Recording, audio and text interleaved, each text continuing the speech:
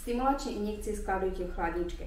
5 až 10 minút pred aplikáciou si injekcii vyberte z chladničky. Injekcie aplikujte do podkožia, oblasť pupka 5 cm na jednu alebo na druhú stranu. Pred aplikáciou injekcií si dôkladne umýte ruky.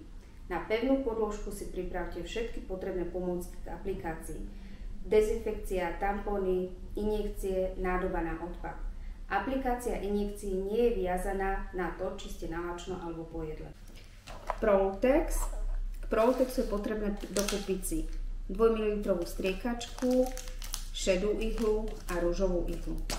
Balenie obsahuje ampulku s nachystanou injekčnou látkou. Dáme dole kryt z ampulky. Na striekačku si nasadíme ružovú ihlu.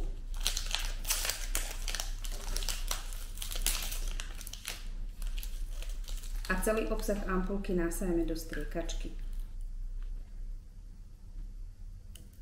Odpojíme, vymeníme ihlu za šedú. Prebytočný vzduch zo striekačky vytlačíme tak, aby nám vyšla aspoň 1-2 kvapky. Vydenzifikujeme miesto vpichu, urobíme riasu, pichneme kolmo na doraz, pomaličky vstrekneme, narátame do 5, vyberieme, vyhodíme. Použité ihly a striekačky nehádžeme do komunálneho odpadu. Hodíme do vopred pripravenej nádoby, odovzdáme v lekárni alebo vo vašom centre.